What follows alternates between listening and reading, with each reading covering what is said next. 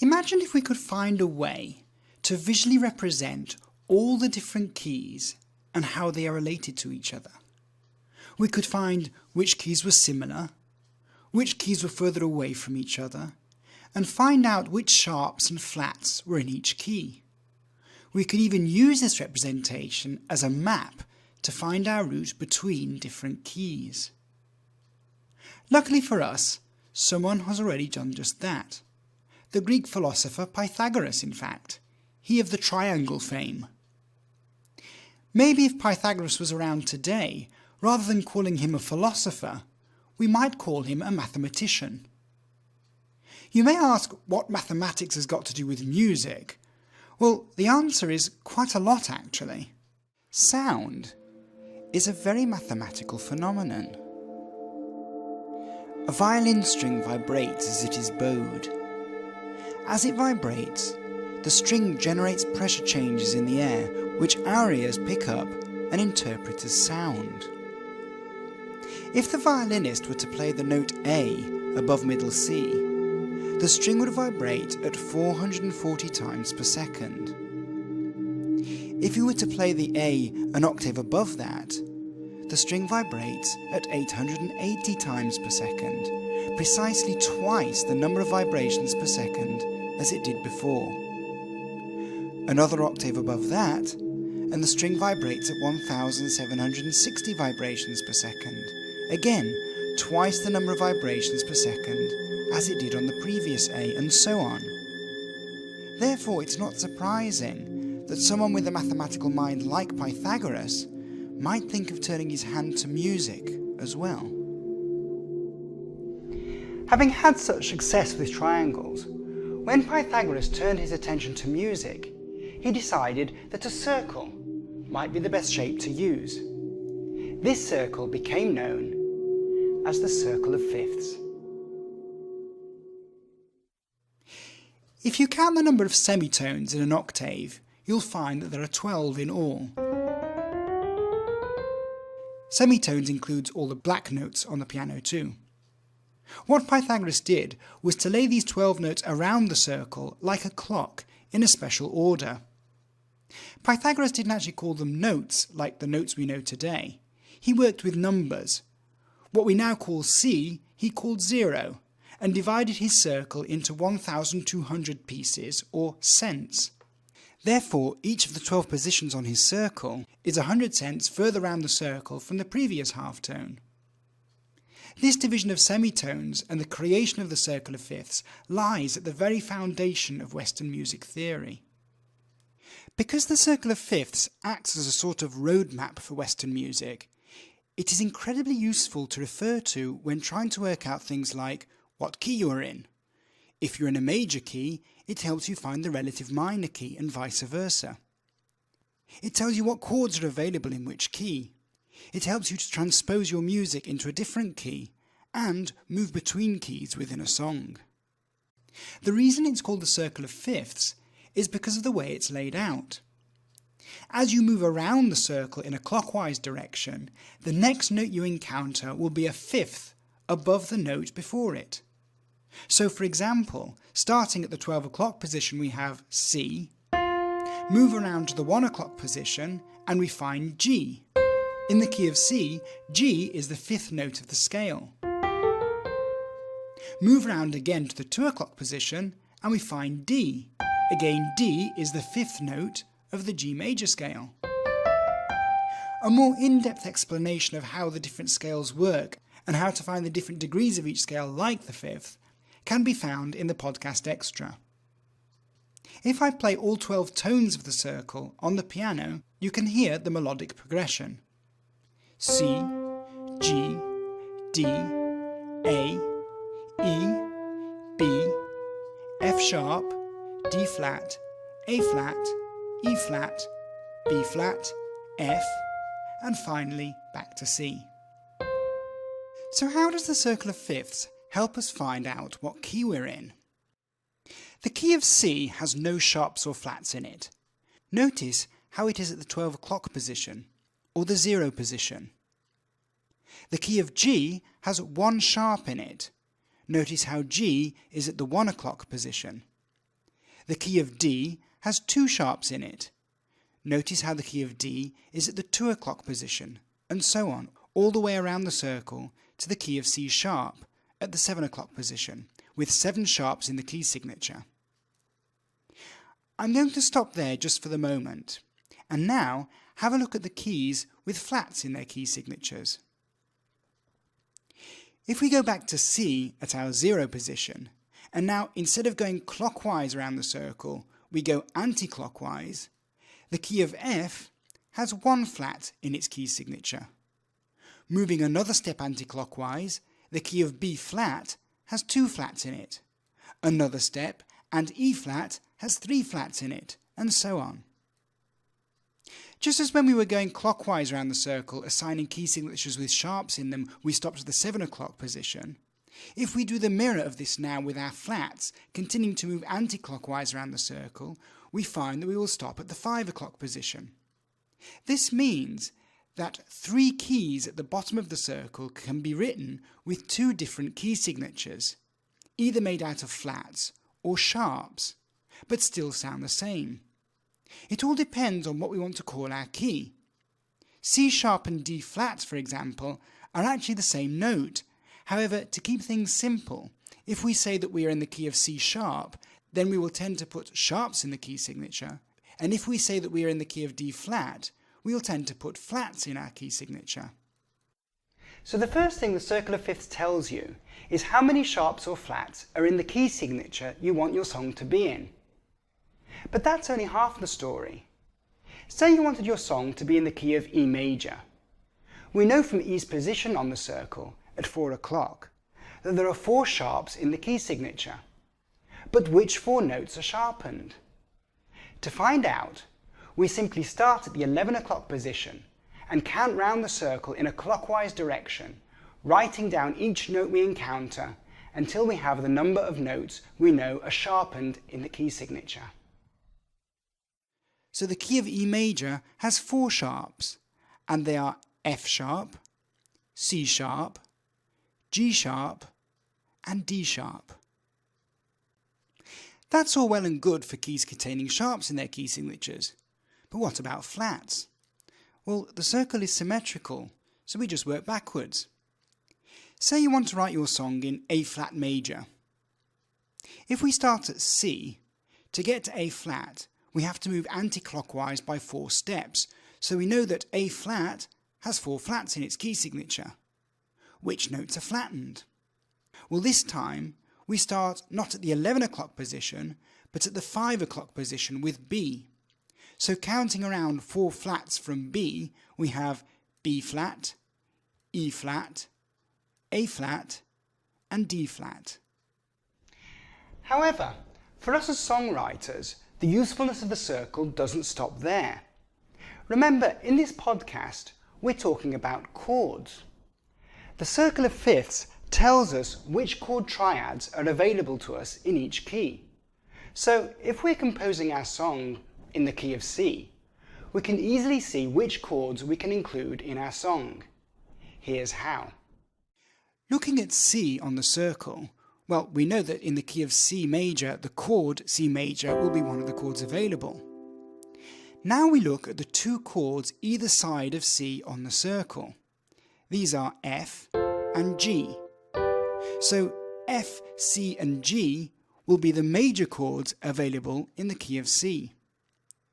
Carrying on round the circle in a clockwise direction, the next 3 chords, D, A and E, will give us all the minor chords available in the key of C. The 7th and final available chord in the key of C is the diminished chord of B. So if we now lay those out in pitch order rather than in the order they appear on the circle of fifths, the chords available to us in the key of C are C major, D minor, E minor, F major, G major, A minor, and B diminished. The reason that these are the chords available to us is that they're made up of notes which exist in the C major scale. You'll notice there are no sharps or flats in any of these chords, as there are no sharps or flats in the scale of C major. If we look at another key, say the next key around the circle, G major. We simply use the same method to find out which chords are available to us in G major as well. Firstly, the major chords, which are found by taking the G major chord and the two chords surrounding it on the circle, C major and D major. Then, carrying on around the circle, we get the three minor chords, A minor, E minor and B minor. And finally, the diminished chord of F sharp. Again, all these chords are made up of notes which exist in the G major scale. You can use the same method to find the chords available in whichever key you want to write your song in. So the circle of fifths helps you work out the palette of chords you have to work with in your song. But the circle's usefulness doesn't end there either. Remember, the circle of fifths is laid out in such a way that it shows us the relationship between different keys. This is especially useful if you want to transpose your song into another key. Say you've just finished writing your song in the key of C. Along come your vocal artists, and you suddenly discover that C is too low for them. They would have preferred it if you had written your song in the key of E. You hold your head in frustration. Oof, all that careful chord work you did, and now you have to throw the whole lot away and start again in a new key. Well, don't worry.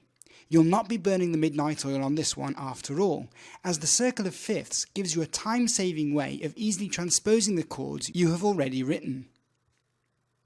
C is at the 12 o'clock position on the circle, and E is on the 4 o'clock position. That means to go from C to E, we have moved clockwise around the circle by 4 steps. Each chord in your transposed song, therefore, does exactly the same. An F chord, for example, would become A, as A is 4 steps clockwise around the circle from F. A G chord would become B, and so on. Exactly the same is true if you move to a key that is anti-clockwise around the circle from your original key. Simply count the distance between the keys and shift all the chords in the song by the same distance. Voila! In 5 minutes, you've transposed all the chords in your song. Talking of transposition, what about changing key in the middle of your song to add interest and variety to your composition?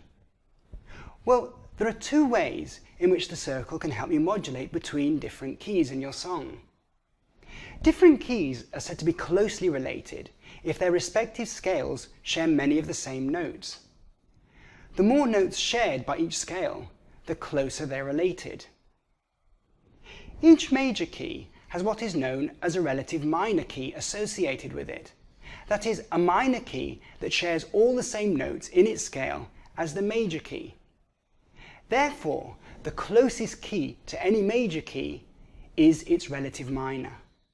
For example, the key A minor shares all the same notes in its scale as C major.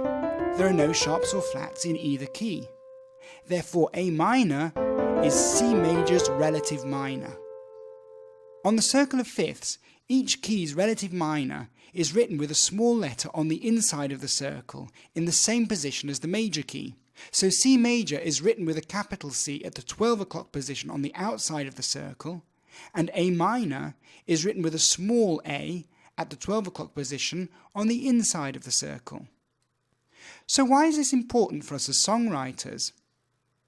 Because it means that modulating between C major and A minor is very easy to do in a song, as each key contains the same chords, so we can flit back and forth between the 2 keys with ease. I can play my tune in C major,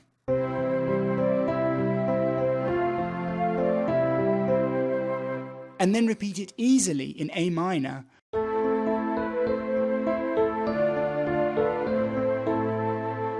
without having to do too much work to link the 2 parts of the melody together.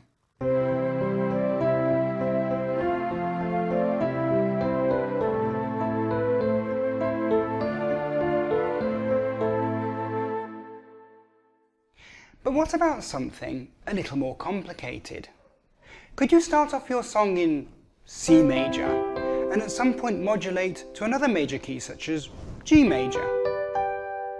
Well, the answer is of course yes, with a little work. How much work it takes depends on how closely the two keys you are working in are related to each other, and the circle of fifths tells us exactly that. C and G are adjacent to each other on the circle, therefore they are said to be closely related. Their scales share many of the same notes.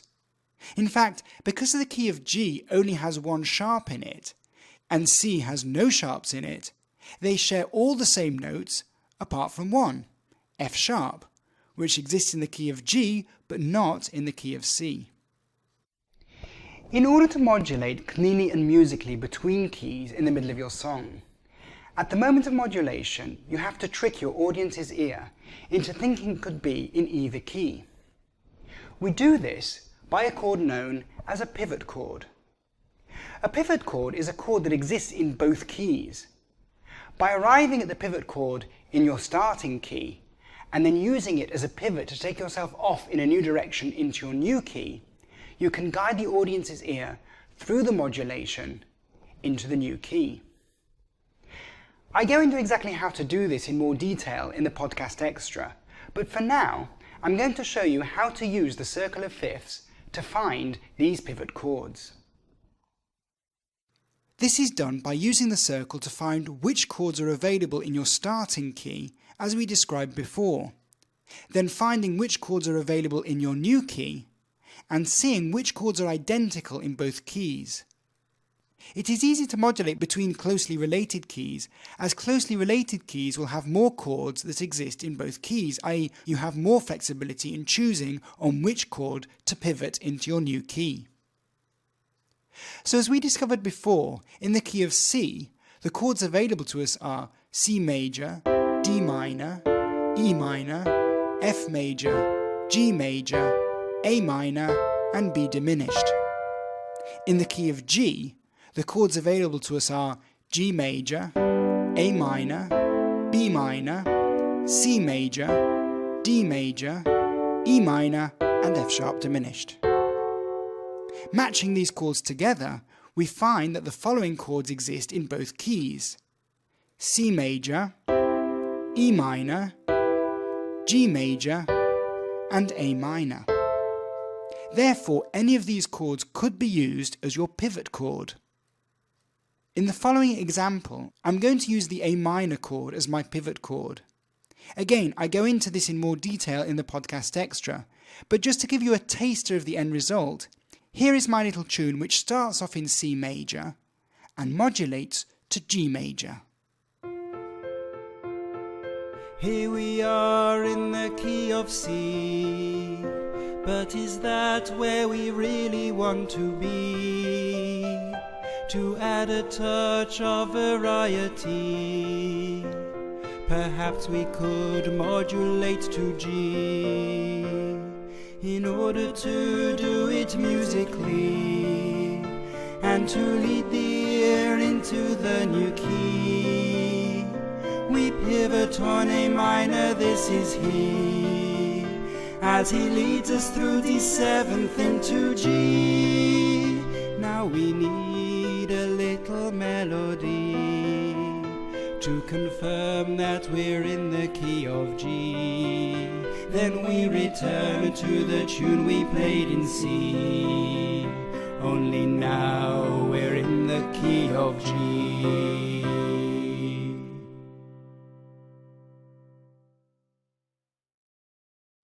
This video is part of a larger podcast about chords and harmonies called Striking a Chord. The full podcast can be heard at www.themobilestudio.net/podcast and go to podcast number 1. You can also gain free access to the podcast extra material by going to this webpage and clicking on the subscribe button on the right-hand side of the page.